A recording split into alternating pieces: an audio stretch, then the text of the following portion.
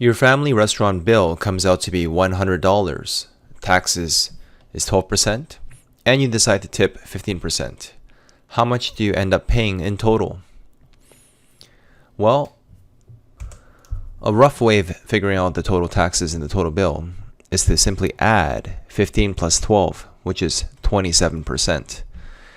And then we take the original amount and we multiply by 127% or 1.27, which gives us $127. Now the more expensive route is to calculate a subtotal. $100 plus an additional 12% is 100 times 1.12, which is $112 as our subtotal. And then if we tip on top of this amount, we get 112 times 1.15, 115%, which is $128.80, which is a bit more. So restaurants will always find a way to charge you more. You bring a dozen of your friends to a restaurant and the bill ends up being $600. Taxes and 18% gratuity, this is another form of mandatory tip, are included in the bill already. How much extra should you tip? And the answer is 0. Your tip was already included. So be careful when you get that machine with the 15%, 10%, 18% option. Choose no tip.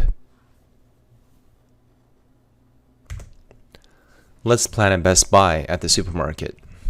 What's the best deal? 4 liters of milk for $4.99, 1 liter for $1.25, or 250 mils for 20 cents.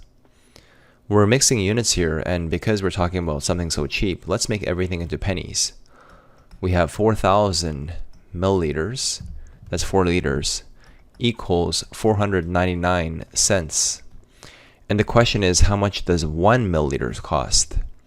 So 1 mil for this deal A equals 499 cents divided by the coefficient 4,000. And we get approximately 0.124 cents per mil. That's over here. And to find deal B, we have 1,000 milliliter equals 125 cents. And we divide both sides by 1,000 and we get 0.125, a bit more expensive. And deal C, we get 250 mils costs 20 cents. Dividing both sides by 250, we get 1 mil is 0.08. So the best deal is deal C.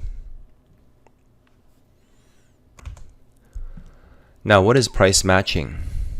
Some stores, for example Walmart, will take coupons and match prices from their competitor. For example, if you walk into Best Buy, then look up the same item on Amazon.ca and Walmart.ca, and as long as the item is in stock, you can get the deal at a lower price. What is the shape of unpaid debt over time? It is exponential. So this here is linear. Exponential grows faster and faster and faster and becomes very dangerous to the point where you can no longer pay off debts. What is the growth shape of money invested over time? It's also exponential. So if we think as up as positive money and down as negative money, if you both have equal investments and debt at the same rate, although you're making money very quickly here, your debts are also spiraling out of control. So positive a great amount along with a negative great amount, they cancels out to the point where you have no actual net worth. Suppose you have $50,000 in student loans. The annual interest rate is 10%. How much does your debt grow in 1 year? In 1 year, we multiply 50,000 by 1.10 to have a new debt amount of $55,000. In terms of debt alone, 10% of 50,000 is $5,000.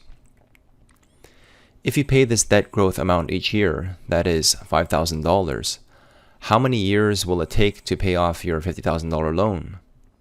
And the answer is infinity, because you're not actually paying down your principal. All you're doing is paying off the interest portion alone.